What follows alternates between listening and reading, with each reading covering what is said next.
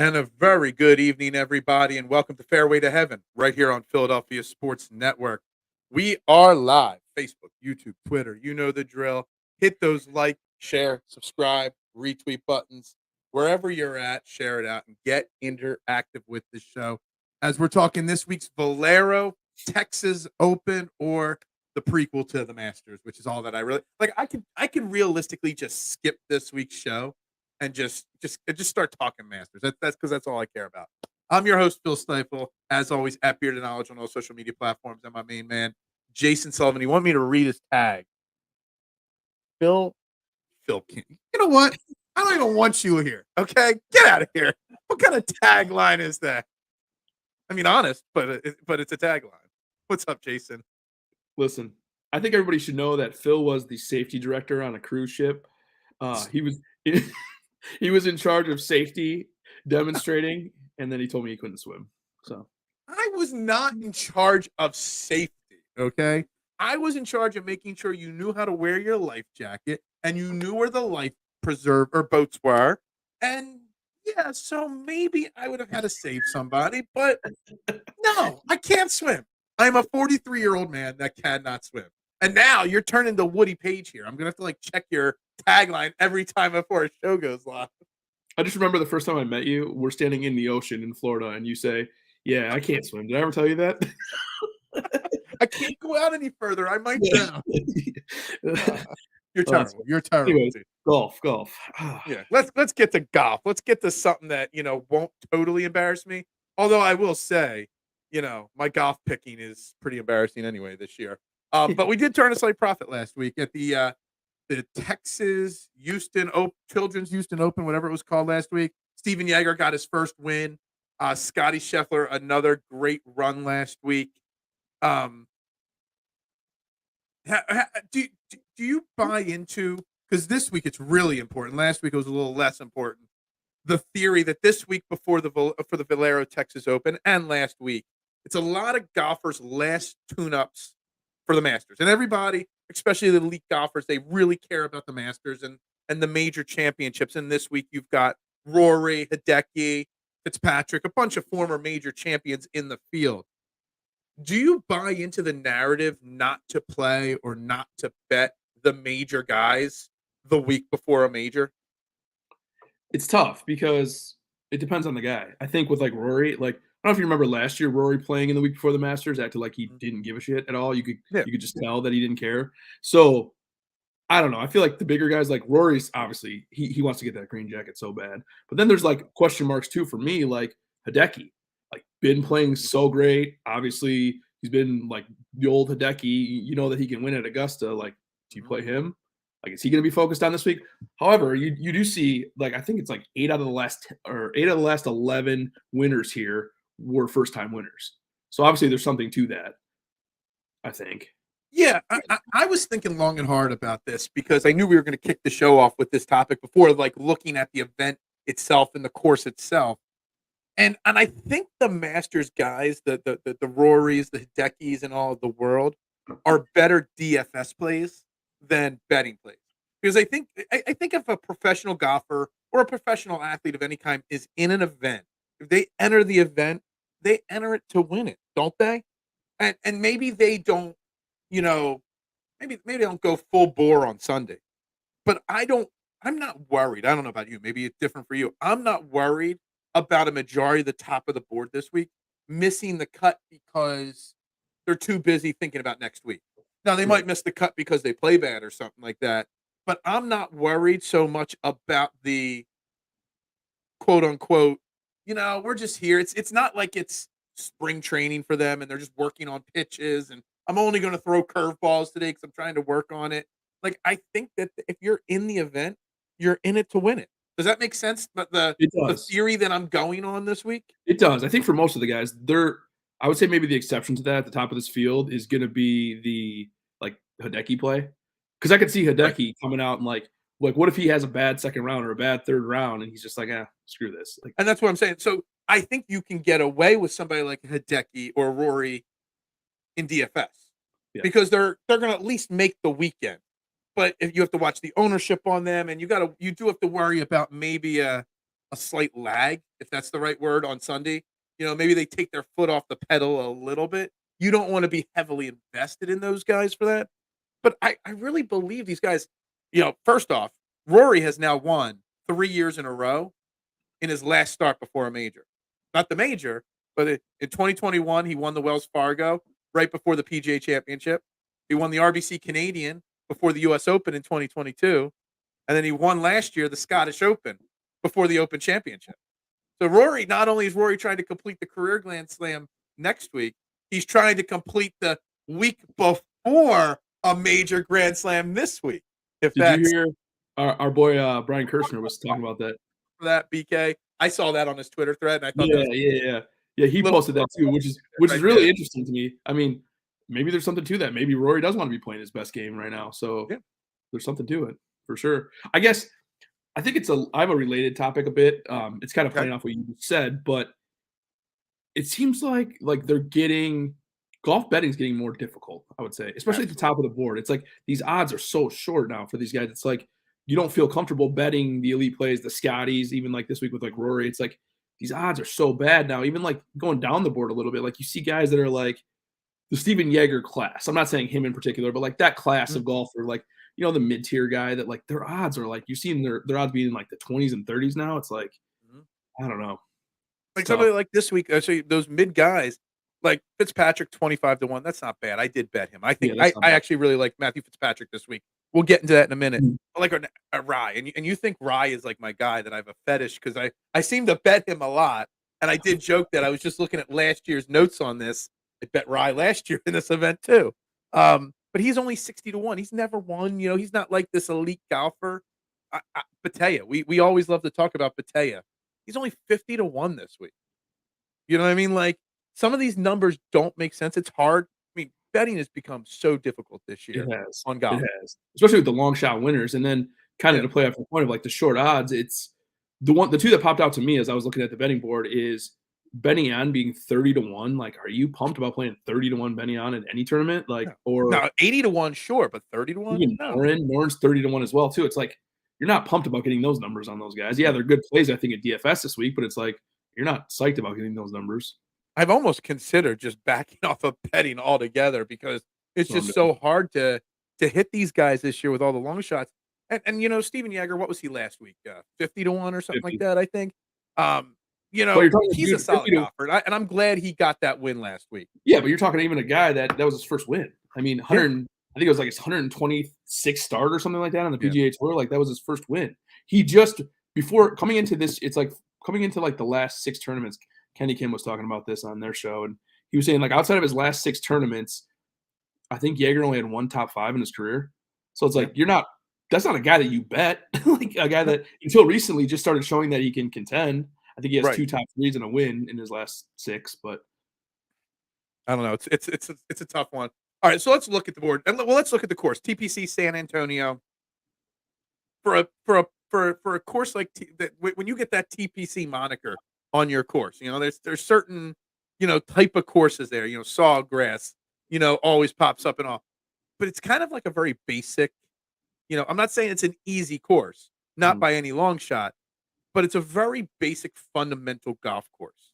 And it's the kind of a golf course that kind of eliminates some of the excessive, stats for golfers. Like you're not worrying about a proximity bucket or you're not worried about, shots gained, like certain things. You're looking at approach, mainly approach. You're looking at off the green, off the tee, and you're looking at ball strikers. You're looking at the basic core stats for a week like this. Do you get the same kind of feeling when you look at this course? it is for sure. Like you're not seeing as much correlation in stats for sure. That's one thing. And then you're seeing, like you said, I mean, hit it long and straight here. Mhm. Play good around, or like hit some greens, play good around the green, and then putt a little bit. There's Yeah. not a lot. I mean, we're obviously dumbing it down big time, but like Yeah, there's not. we are definitely dumbing it down a little bit there, but I mean, I It's think not the a point crazy is course. is Yeah, there, right? yeah. You're not going to see crazy stats this week. I think there's a couple interesting ones that do pop up. There's a ton of sand. So Okay. I don't even remember if I've ever played sand saves before in a model. I did this week, so that's one for sure. And then what was the other one that I picked? Good drives, because this is another course. It's kind of like almost like Augusta in a way where you have to hit the ball long and straight, but there's not a huge penalty if you don't hit the fairway. You don't want to obviously bomb it way, to the right or way to the left, but like if you're just missing the fairway by a little bit, there's not a ton of penalty Right. for that. No, I get that. I agree. So you look at the top of the board, and obviously, Rory McIlroy is there. The highest paid golfer at 12.3. They kept the 5K range in, but left Rory at 12.3.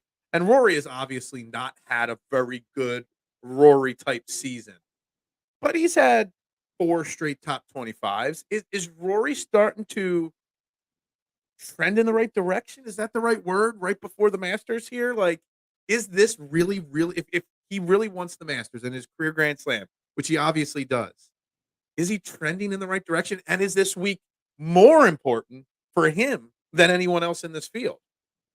It might be, honestly. I mean, like you saw him come out at the Players and lose strokes off the tee. Like if you're a Rory guy, that's really alarming. Like That that's was the first time he lost strokes off the tee since the Wells Fargo of May of last year. so that's He's not something only he's going to do often. since the year 20. I'm going back to April of 2022. Actually, we can make this really crazy. We can go back to the end of 2021. He has only lost strokes off the tee 4 times in 4 seasons. Yeah, that's insane. No, Marshawn, I did not quit the breakfast show. I was a little vacay, went away for a few days to the mountains for Easter. I'm back. We'll be back live tomorrow morning, 8 a.m. Don't worry. We're still here. Don't worry about that. But anyway, back to Rory. Like, you can't think that he's going to lose strokes off the tee. His approach game has been off this year, but at the Players, he got his approach game back into a pretty good, thing. He gained 4.2 strokes at the Players. We haven't seen him since the Players. A good 3 weeks off there. Let's just say to play or not to play Rory McIlroy this week. It's a no for me. Obviously that stat that BK posted, obviously that's interesting with the Yeah, week I before the kind of. but to me it just seems like a no. I mean, it just doesn't. There shouldn't be a 5K range this week, I don't think. And then he shouldn't be in the 12Ks. I mean, like has Rory showed you enough? Scotty undoubtedly showed you enough to be 13,000 last week. No question about it. But Rory, he's been okay. He hasn't been really good lately. Hell, Hideki's been better than him this year. You could make an argument that Hideki, who's next on the board at 10.6, should be as priced as high as Rory, if not higher than Rory. And I think that's why you're seeing it. Rory's ownership right now is 9.8. That's low. Obviously, I actually thought Rory ownership kind of. That's right, Marshawn. The real fairway to heaven, not a copycat. That's right. Does that 9.8% kind of make you like? Because Rory was not on my initial player list here. Okay. Right. But as I see that ownership, it had I did my research yesterday from the mountains, and it's only swung 0.3% from yesterday to today. So it's not like it's trending up or down. It's probably going to stay in that mid 9. Maybe it hits 10% maximum. Does that sway you? Is a 12.3 Rory at 10%, and he finishes, say, 10th place this week? Is that a good enough value for you? It is, but I don't know. That's why I'm trying to make the argument. I'm with you. I'm not a Rory guy this week. That's where I'm trying to give the people an argument that maybe they should be. That's where I feel like DraftKings got it wrong this week. I feel like they made you make a choice last week with Scotty, which I loved, but I feel like they got it wrong this week. I think what if Rory was 11.5? I feel like that puts you into a more difficult spot where you're like, damn, that's not a bad price for the best golfer in this field. But if his price was 11.5, would his ownership be higher? Yeah, but that's what I think. Like, I almost want them to make that decision for you. It's like, whereas Rory's not good enough to have this price jump. I feel like he's not good enough right now to have that much distance between him and the second price guy, which is it is a big distance. So you got Hideki at 10.6. You got Ludwig Oberg. Is it Oberg, right? Oberg, yeah. Oberg. I was saying Aberg originally. Now I forget. One of our guests corrected me on a show. Then you got Colin Morikawa at 10.1. And I'm going to loop Max Home at 9,900 into that group. I love Hideki this week. I think he's a perfect guy to play this week. I am concerned about his ownership percentage. I am concerned about the Masters next week. But where are you in this range here? Then, if you're not on Rory? He looks like old Hideki. I mean, this is what we saw when he was back in Masters times. It's like he's ball striking his butt off. He's actually putting pretty well lately, which is scary for the rest of the field. But I don't know. I just worry about him the week before the Masters a little bit. I think Oberg is my favorite play. Ludwig, He's my favorite play. I think he just seems like he fits. I mean, he hits the ball long and straight. We know that you have to do that here. So I like him the best in this range. I don't have like a second option at the moment right now. Homa's interesting to me because I think he's going to be lower owned. Like, yeah, 9%. I mean, that's What's interesting to going me. on with Max Homa? Because he has Weird. not played well this year at all by his standards. He's 64th at the Players, 8th. He had the 8th and the 16th. He's got a missed cut at the Phoenix, 66th at Pebble Beach. Like, he just hasn't, like, he's had some good events, and he's had some really awful events. He's very inconsistent this year off the tee and on approach, which is very unlike Max Homa. Morikawa's the same way. Like that Morikawa price is seems I wrong. think Morikawa's been going on for 6 months to a year now, though. Yeah, that price seems off to me, Morikawa's for sure. So, but I Yeah, agree with you with Homa. It's like Homa, it's like, dude, something's off. He just doesn't even yeah. like his like quote unquote good weeks. Like he didn't look overwhelmingly good or anything. It's not like he's. Are these prices wrong this week in the upper range? I mean, because we just mentioned a bunch of really big name guys, multiple major champions, and guys like Mhm. Homa that could win one at some point in their career. But that's it. I mean, the rest of the field is really really weak this week. So, you know, is that what the weak field? Is that what caused these prices to be a little inflated or more than they should be? I think they got the pricing wrong this week a lot Yeah, in a lot of spots. I feel like Fitz should be above Morikawa and Homa. absolutely agree. I feel like Corey Connor should be above both of those guys too with his course history. I mean, he's won here twice. Absolutely, He's been playing better golf. I feel like 9,400 is too cheap for Corey Connors this week, which absolutely is agree going to with you. make him I 40% could have better. made an argument to put Corey Connors at like 10-5 this week, Yeah, honestly. yeah. And the whole I know Corey Connors has never won the Masters, but Corey Connors has played well at the Masters many of Right. times. The argument that we make that you kind of let off those guys, going into the Masters, Corey Connors proves that that's not because he's won this event twice and then gone on to have really good Masters runs Right. after winning and contending in this event. And if there's ever been a course and an event that's built for him, it's this one. Like Yeah. he just fits this course perfectly. So Yeah. So, I mean, I have Corey So Corey Connors and Hideki, in my opinion, are going to be in the upper range. Yeah, you mentioned ownership on Max Homa. He's right now at 8.9%, Colin at 7.8. That's fine. But Corey Connors is going to be one of the top owned guys. Him and Hideki, I think, will be the two I highest think owned so. guys come lineups locking on Thursday. I think so too. I think Connors hits 30%. I really do. 30%. Mhm. Wow. That I mean, It's that's if that's the case, then that's a complete and total fade there for me. I'm not playing it's tough. 30% Corey Connors. Yeah, yeah. No, I have Really to tough. agree with you on that one. I mean, Matthew Mhm. Fitzpatrick's at like hold on, I went off the screen for a second. 8.9 right now for Matthew Fitzpatrick. Matthew Fitzpatrick is probably my favorite play, and he was the first bet I made. Um, Now I'm having a brain fart. What did he do right before the Players? He changed something. Yeah, his driver. Did you hear what happened? His No. driver had a weight on it and he didn't know. That's right. Yeah, that's right. Yeah. He forgot he put a training weight on his driver, forgot to take it off for several tournaments, took it off before the Oh, Players, and instantly I forget where he finished fifth, the Players, but it was fifth. a really good Oh, finish. fifth. So he was bombing it everywhere. Like he's definitely longer than he used to be, but he was Mhm, spraying it all over the place. And then he realized that he had the mhm. weight on his driver still. Yeah. So I'm all about Matthew Fitzpatrick this week. I think Oh, Matthew yeah. Fitzpatrick, especially if he stays under 10%. Um, when I build lineups tomorrow, if he's still under 10%, there's a good chance he's in that 12 to 15 out of 20 lineups. That's how good of a fit this is for him. He's getting into form after the Players. He's ramping up for the Masters. I think Matthew Fitzpatrick, I will play Hideki no matter what his ownership is this week. But Matthew Fitzpatrick at 9,700 to me is the only 9K and above slam dunk play, in my opinion. I think if we factor in ownership for sure, I think that's true. Yeah. I love Fitz this week too, to be honest with you. I love Yeah. the course fit. I love that he's starting to play better. Like obviously Mhm. hitting the ball straight again helps the cause. But I agree with you. He's a good bet and a good DFS player. He's gonna be in a lot of my lineups for sure. Absolutely. What about Jordan Spieth? Because he's another one, just like Corey Connors, who, you know, he's had success at this event and at the Masters. So again, and this is not always the week before the Masters, this event, but it's No. always in the lead up to the Masters. So it's either the week before or 2 weeks before the Masters. Spieth's another guy, just like Colin Morikawa, just like Max Homa, that haven't been on their A game this year. Do you worry about Jordan Spieth not bottoming out, but he's kind of on a downward trajectory to an extent? I do. I worry about his approach game, I think, the most. So 1, 2, 3, 4. On my model, in the last 36 rounds, he's 122nd in the field on approach. He's lost an approach 6 of the last 9 tournaments he's Damn. played. That's insane. That's That is. terrible. Like, that's and he's lost 3 in a row off the tee too. It's like, you combine that with the approach game right now. I know he's been great at this course. I know next week's his money event, but I just can't get to Jordan Spieth. I know a lot of people are getting to him, But again, just like some of those other names that we mentioned, sub 10% ownership on Jordan Spieth.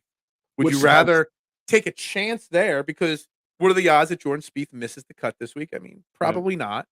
You know, so you're going to get 4 rounds of Jordan Spieth at 10% or Hideki at 20%. Okay, hypothetical for you. Okay. Corey Connors gets to 25, 30%. Do you like him or Spieth at single digit percentage? You're think really it's putting me on a I feel like tough it's one there. I mean, I don't I think would maybe just to be different want to go Spieth. I mean, he's already won this event. What, Corey Connors, 2 of the last 4 years? yeah. What are the odds that he wins it a third time in 5 years? I mean, Sure. not very. How many people win the same outside of take Tiger Woods out of the Right. equation?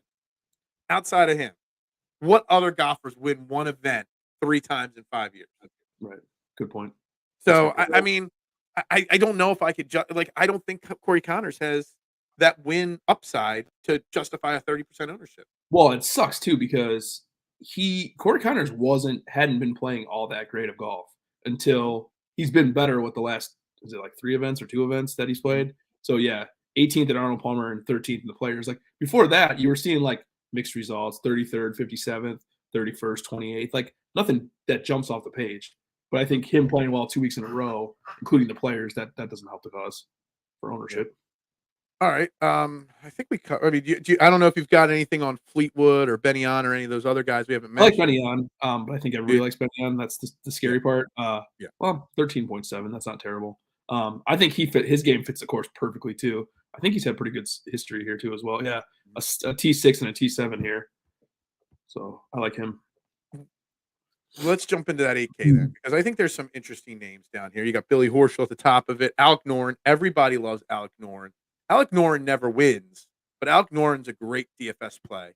But his ownership percentage this week is pushing 17%. I bet you creeps up to 20%. But there's not a lot of excitement in this range. You got a lot of boring guys. You got Brian Harmon, Harris English, Adam Scott, a lot of guys that are just whatever. Where do you go in this range? Do you go to the popular play on Noren, or do you go to some of these less popular names in the middle or bottom range of this 8K range?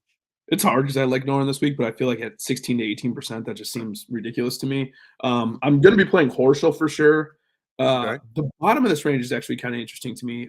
Neither one of these guys have been very good, but I think their games fit this course. Ricky has good course history here, so he's one. And then Tom Kim. Like, Tom Kim's a really good golfer. Is he going to at some point turn it around? I feel like this is the kind of course where we could see him do something. So Tom Kim is interesting to me. Yeah, you mentioned Ricky, and I was going to ask you what your thoughts are on Ricky because I know Ricky hasn't been great. Ricky has not been great this year, but it's not like he's missing a lot of cuts like years past. You know what I mean? When he was really in his downfall, he was missing cuts 2 out of 3 weeks, 3 out of 4 weeks, and whatnot. He's only missed 1 cut at the Phoenix Open. But I'm looking at his player profile. So 3 of the past 4 years, he had 1 missed cut, but the other 3 in the last 4 years, T17, T17, T10.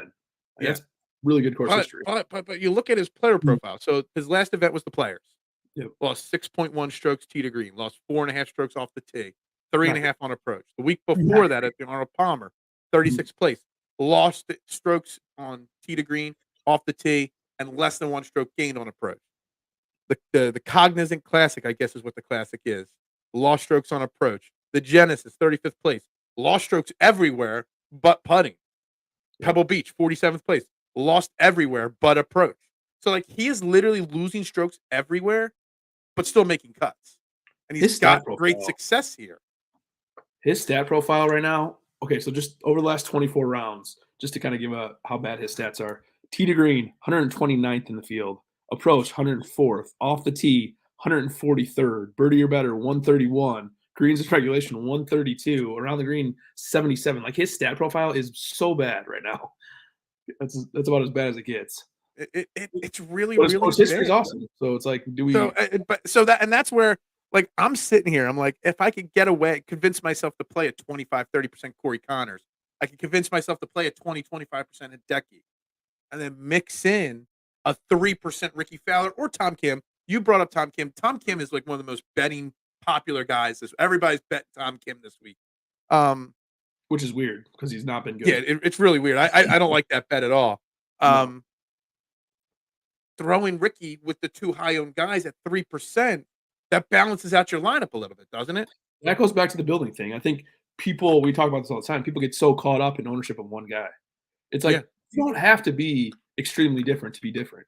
You could put one or two guys that are different, like a 3% Ricky or a 3% Tom Kim, or both, or guys like that, and your lineup's different. So you don't have to go overboard. You can play the guys you want to play, sprinkle in low owned guys. You don't have to go crazy.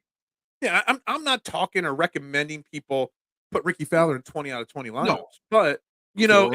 it makes sense to put him in 4 to 6 lineups to balance out that ownership percentage if you want to stick to the Hidekis and the Corey Connors this week. I completely agree. What if you had both are right in that low 3%, Tom Kim and Ricky Fowler. You could only play one. Who are you playing? For me, probably Ricky.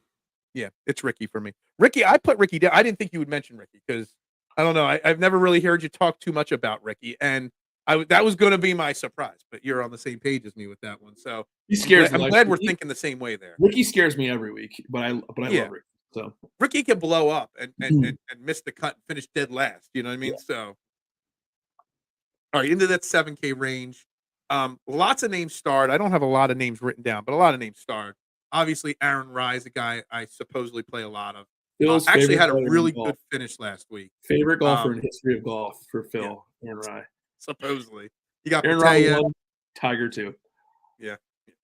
EVR, Lucas Glover, Putnam, Eckroat, Sam Ryder. There's a lot of interesting names, and I could build lineups personally. I wouldn't, but I could personally build lineups straight out of the 7K range. Who do you like? You like those guys that you just mentioned? Yeah, I guarantee I will play a bunch of Rye, Pataya, Mitchell, EVR. All those guys will be in multiple lineups for me. Where the most, how do I phrase it the right way? The range with the most names getting used is in the 7K for me this week, for sure, without a doubt. And yeah, I bet you Rye, Pataya, Mitchell, EVR, Glover, because they're the one I have Putnam and Eckroat down too. But those 4 names are going to get 5 to 7 clicks each every single all week long when I'm building them. Yeah. But I mean, Putnam's another one that hasn't looked really good, but he has good course history. I mean, that's interesting. But I feel like a win for Mateus coming again soon. He just looks like, I don't know, he played really well last week, but like just the way that he plays the game, I just feel like a win's coming again soon. Swagger. Like I kind of feel like his swagger would be good for the PGA if he went. I'm not saying he's going to ever be even a tenth of Scotty Scheffler good, but if Pataya becomes a guy that we think of in the name, I'm trying to look at just this week's field. Like if Pataya could become Jordan Spieth good, or Corey Connors good, even, you know what I mean? Like that would be good for the game. Like if you take Corey Connors' wins and record and put Pataya's personality and swagger, you got a great young face to market in the PGA Tour. It's kind of what I like about him is because I think he thinks he's on that level, like already. So like he believes thinks himself. He is. He's not. Yeah. No, he's not. But I feel like he thinks he is. And he plays. I mean, he plays like a really confident golfer, which I like. Yeah, I like him a lot this week. What are you doing with Keith Mitchell? Are you going back to that well, or are you gonna stay away? I mean, he's on my list. My pre final list right now. Let me double check. Why did I write him down? I mean, he hasn't played here since 2021. He had a good finish then. I don't know. Sometimes I kind of feel like when you miss a cut, but you've been playing really well, sometimes I can kind of get past it. Like his Houston Open miscut, can I get past it? I mean, he gained strokes off the tee. He gained strokes on approach, tee to green, everything. He just lost around the green and putting. He lost combined like 2.5 strokes. He also as long as he does that, okay, I think he could be good. He was good for a really long time. From the Farmers to the Houston Open, he was playing really good golf. I just worry about his meltdown. What was that, 2 weeks ago? When he was leading? Like, I just worry about that affecting him for a guy that doesn't win all that often. He took a week off. He Yeah. reset the mind, I guess. Yeah. Yeah. I don't know if what I'm gonna do with him. I do like Denny. He's interesting to me. I think he has pretty good course history, if I'm not mistaken. Yeah. 3 out of 4 cuts. 18th and 20th. I just love it. He's got some decent course history there. Lucas Glover's another one, a very popular name, really good player this year. Got great course history. He's got a 4th and 18th, and 14th year. How do you feel about 15% ownership for Glover? I kind of feel like as long as you're getting different elsewhere, that's okay to me. Because I really think when Sunday rolls around, someone like Lucas Glover can be on the leaderboard. He could be in the top 10 without a doubt. Here's another thing, and I did this already with Ricky Fowler because I forgot he won last year and got in. Do you take into account whether they've already qualified for the Masters or not? Lucas Glover has. But there's some guys playing this week that'll win this week, gets them into the Masters next week. Do you take that into account when you're thinking? It's funny because I would say no. My first thought is no, but then you hear that 8 of the last 11 winners have been first-time winners. So maybe they're trying to get into the Masters for the first time. Maybe I mean that's a huge deal. Getting to play in the Masters is a big deal for your career, for sure. But I mean, I don't know. I just come from the mindset of all these guys teeing it up want to win. So it's like, is there really extra motive? Like, does extra motivation mean anything in golf? Maybe in basketball or football or something it does, but in golf, does it really mean I just brought up the Masters pricing. I'm already calling it. This guy is going to be 25 to 30% owned this week. He's going to be over 20% next week. Corey Connors is only 7,500 for the Masters. 7,500 Corey Connors at Augusta, man. How many people are going to start their lineups with Scotty and then Connors? I mean, probably a lot of golfers. Yeah. A lot of DFS players because, I mean, that price is so damn cheap. Anyway, sorry. I know I said I'd save the Masters talk for the end of the show. Anybody else, 7K, even into the 6K that you like this week? I like Sam Ryder at 7K. He's played great golf this year, and he's hitting the ball really well. So, I'm not worried about the ownership with him or anything like that. I'm just going to keep ride or dying with Sam Ryder. Get it? Victor Perez has been really good. That's one guy for me, for sure. 7,100. I like him a lot. Kind of going down into the 6Ks, I think Lee Hodges is probably my favorite play, 6,700. He had a T6 here last year. He's been in pretty good form. He's actually a fairly good player, so I like him. I think I'm going to stick with my boy Ryan Moore, too. I can't believe I'm saying this, but he's been really good for the past, 3-4 weeks. Well, how about Ryan Moore, though, and ownership, though? Because I love Ryan Moore. I bet him 90 to 1. He popped. But he's pushing 15% ownership, Ryan Moore. Well, then never mind for me. No, yeah, you're right. 14 points. No, I'm still playing him. I guarantee you, Ryan Moore will be in 8 to 10 lineups. I'm going to find other places to get different because I like 15% for me. It's too rich. That's too rich for me. Yeah, I'm going to go with it. Like I said, I ride and died with Doug Gim until the wheels fell off, and they fell off the last 2 weeks. Until you died. Yeah. What? They said you ride or died until you died, and then he became the Gim Reaper. So he's done. He's off the board for me.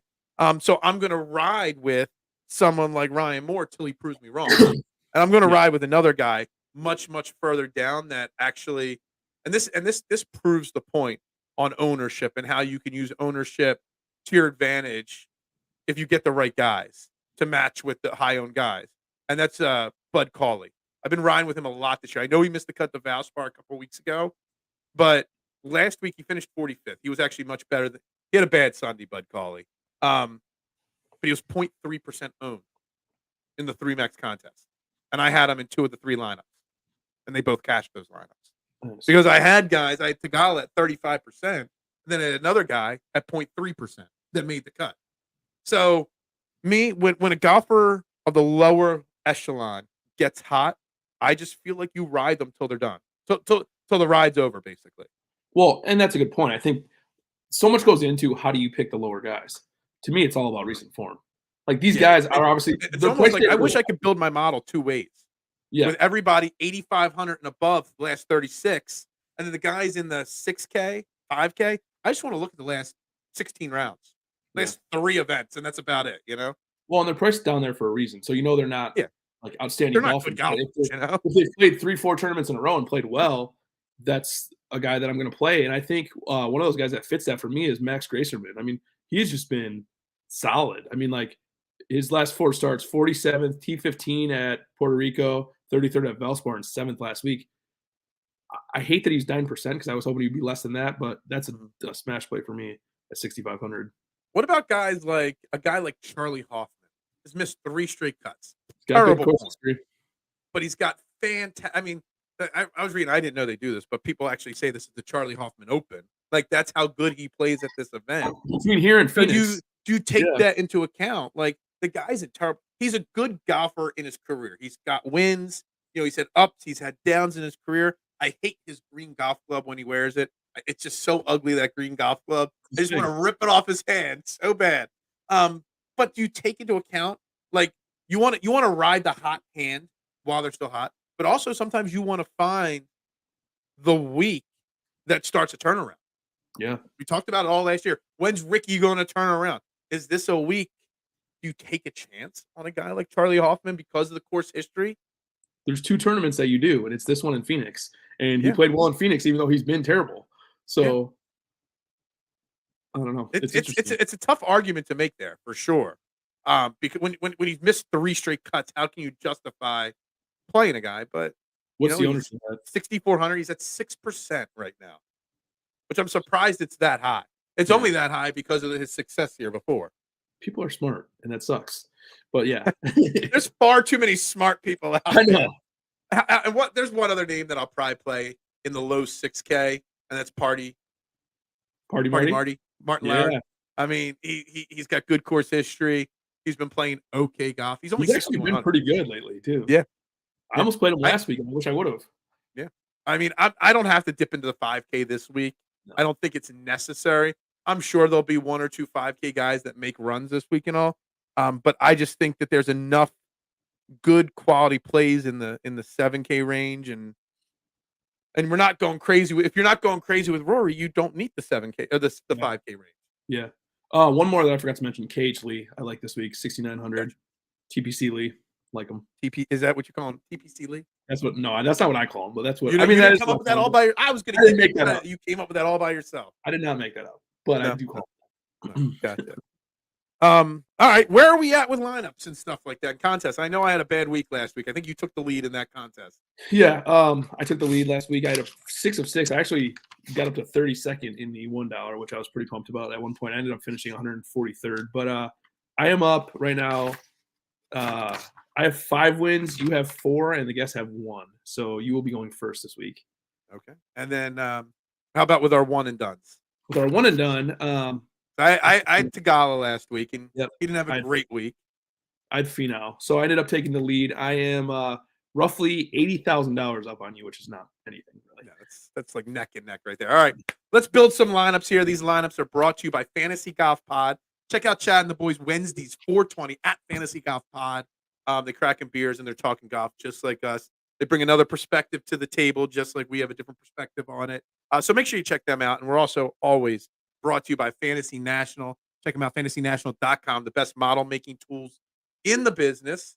I was just on the Masters, so I got to go back to a different screen here on my sideboard here to bring up this week. So I get to go first, is what you're saying. Yep. All right, I'm going to go first, and I'm just going to take it. My first pick on our head-to-head contest, Matthew Fitzpatrick. Not wasting any time. Just taking the. In my opinion, I think Matthew Fitzpatrick wins this week. That's my guess. I like that too. I'm gonna go value. I'm gonna go KH Lee. We just talked about KH Lee. All right, that's good. I'm gonna get really fun here. Okay, I know I already went with a high-priced guy in Matthew Fitzpatrick, right? But I'm gonna prove to you that you could build a lineup that's actually fairly comfortable. And I'm going to take Hideki Matsuyama as well. So I'm starting a lineup with Matthew Fitzpatrick and Hideki at the same time. I do like that. We're going to see how this plays out. I don't know how it's going to play out, but I think it's going to work out. I don't think many people are going to do that. So I actually like that a lot. I mean, it's still, like, honestly, because of the way the pricing is, I'm still left with over 7,400. And combined ownership right now is projected only at 30%. Actually, just under 30% for those two guys. So I'm keeping it unique enough. I'm going 2 top-heavy guys, and I've still got plenty of money. I don't even need to use a 6K guy if I wanted to in this build. I'm going to go the exact opposite. I'm going to go value again. I'm going to go Max Grayserman. Okay. All right. I like it. I like it. All right. So now I have 74. Now I got to go down the We are board. building exactly the opposite lineup right now. Yeah. Well, now I have to go low because now I've spent so much on the first two guys, and I'm going to go with Mr. Old Reliable, Sam Ryder, who's been in literally. I don't think there's been a week yet this year that I haven't played Sam Ryder. I'm gonna go with my Fitz is my favorite play of the week, like you. I'm gonna go with my second favorite play of the week. I'm gonna go Aubert, Ludwig. Ludwig. All right. I think he's made for this course. That's kind of what it boils down to. Yeah, I think that's pretty safe. I do. All right, we're gonna go Ryan Moore. We're gonna ignore the ownership on Ryan Moore. And now I've got four plays in. Fitzpatrick, Matsuyama, two high owned guys, and then two low guys in Ryder and Moore. I've got over 8K left to build with here. That's pretty solid. I mean, I just went with two top guys, and I could still do this. And I think that's a great way to go. You said Ryan Moore, right? I'm gonna go Corey Connors.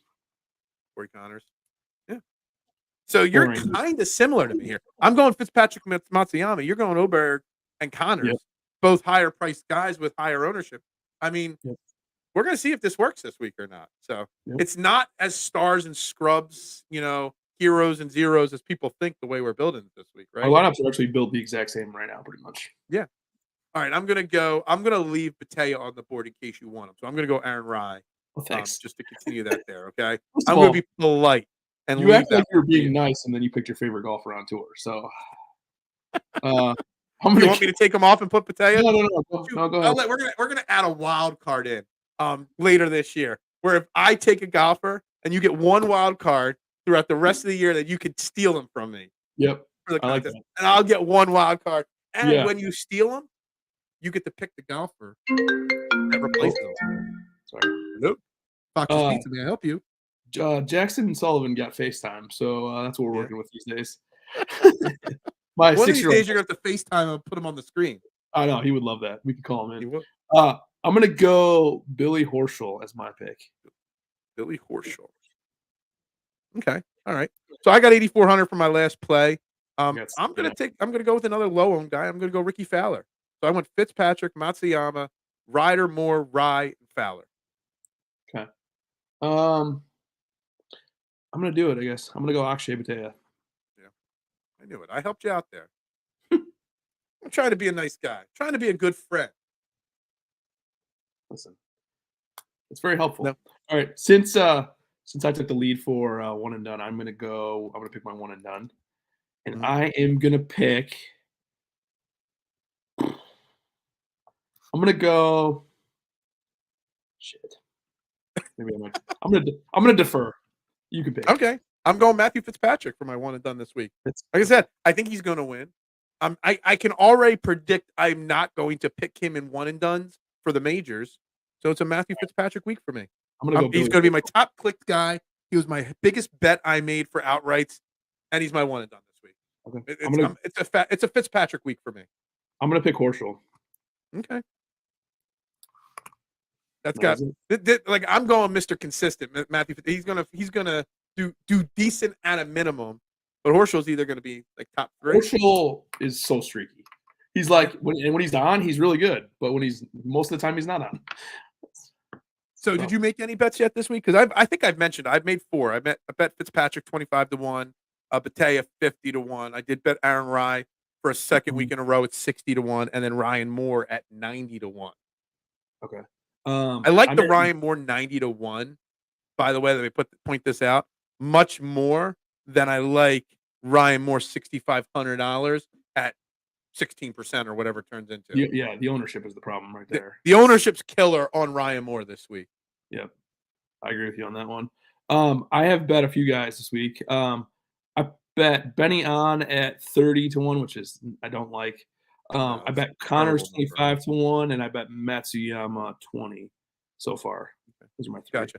I wanted to check here. Golf Tip Checkers. If you ever want to see who they don't sponsor the show, I'm going to give them a little shout out there because I love them.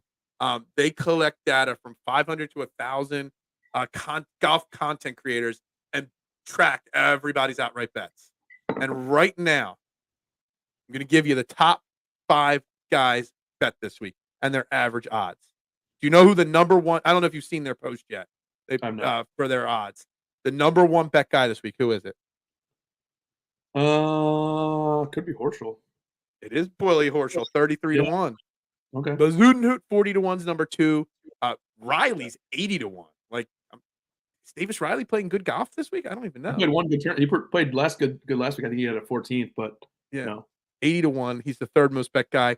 Hideki, 20 to 1 is the fourth most bet guy. And Ryan Moore is the fifth most bet guy. Average odds were 100 to 1. I love checking their things out because it kind of I sometimes like it bothers me when I'm the only guy on somebody, Right.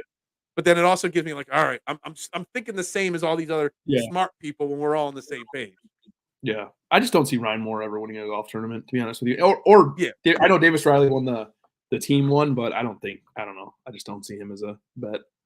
Well, I want to pull it. I don't even know. Like I was just shocked seeing David. He's 6,800.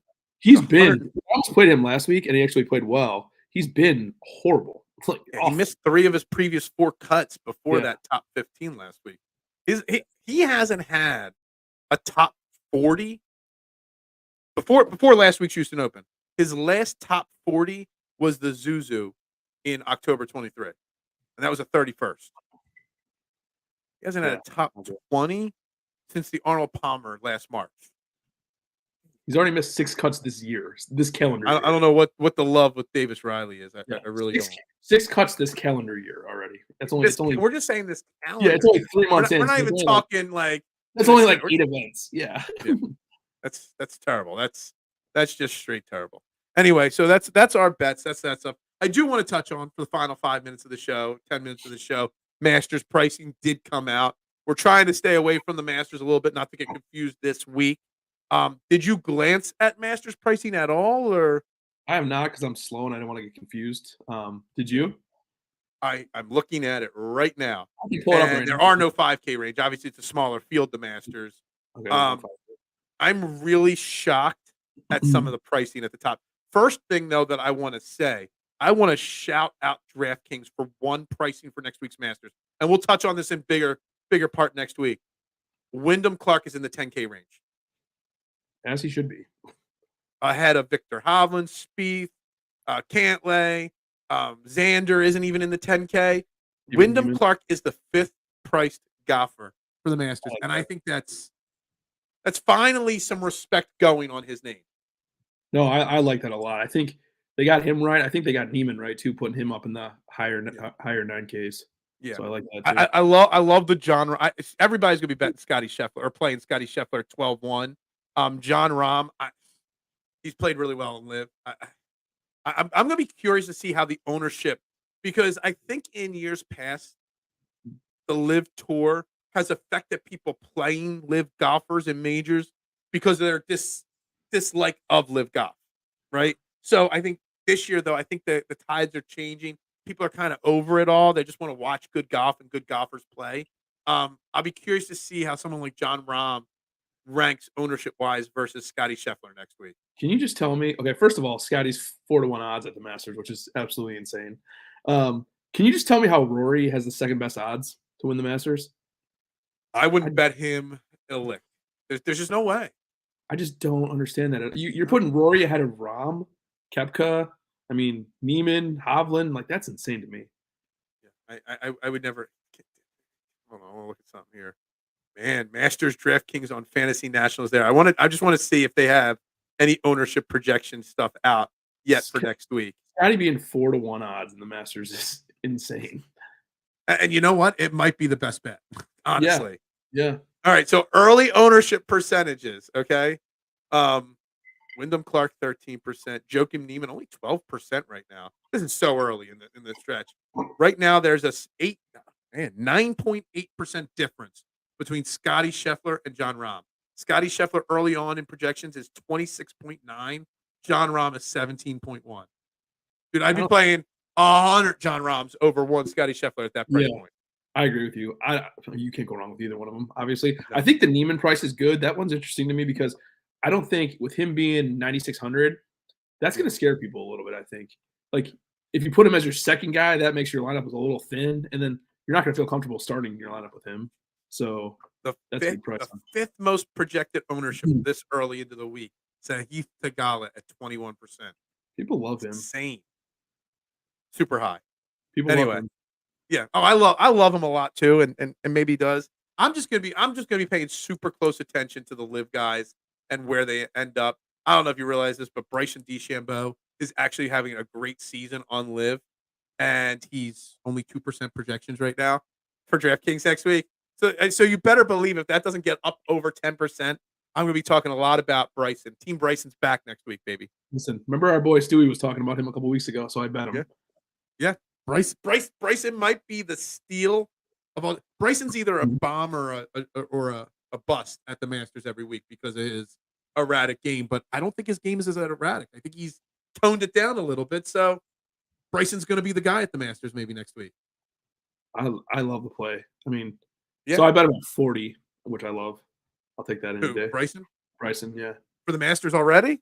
Man, I look at bet you becoming a betting master I bet here. I You've bet him got 2 weeks ago. futures. You got I bet him futures. because Stewie said that he liked the bet, so I bet him like 2 weeks ago live on the show. I'm not I hate golf betting, I'll be honest with you. Yeah, I know. I used to love it. I'm starting to absolutely hate golf betting because it's such a crapshoot right now. And I But think nobody's okay.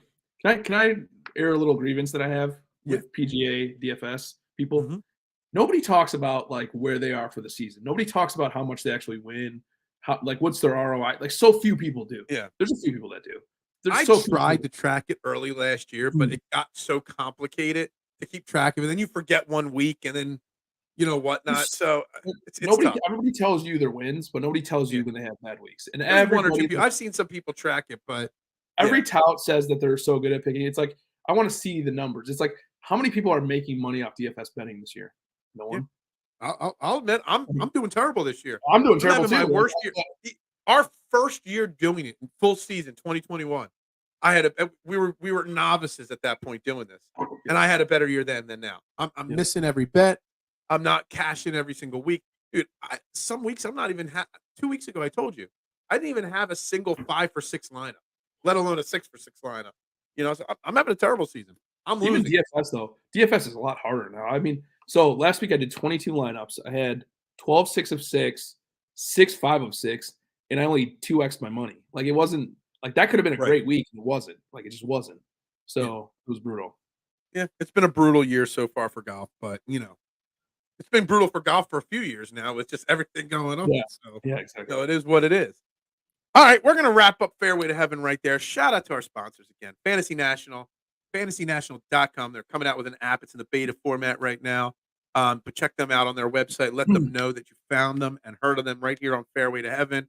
Shout out to Chad and the boys at Fantasy Golf Pod, cracking beers, talking golf, 420 tomorrow. And yeah, we're right here on Fairway to Heaven, right here on Philadelphia Sports Network. Jason, Oh yeah. It's almost it's time. out. It's out and ready to go for next week. There we The go. Masters coat is ready. Got Almost dusted time. off. I think I just saw dust bunnies fly in the air when I pulled that off. It has literally not been moved from that hanger in that spot since last year. So It's the yeah, best. It's the best week of the but year. it's ready to go on next week. We'll be back next week, 6 p.m. again, talking the Masters, baby. I'm so excited for the Masters. Me too. I said at the beginning of the show, I just want this to get over with. Yep. Same. Yeah. Win some money. All right, move on. guys. We'll see you guys next week. Make sure you hit the like button, the share button, the subscribe, retweet button wherever you're watching. We'll be back next week with another episode, the Masters episode. This week's Valero Open. I got Matthew Fitzpatrick winning. I think Jason likes that idea too. Me too. Um, Yeah. for Same. Jason Sullivan, follow him at jsully2121. I am Phil Stiefel. We will see you guys next week.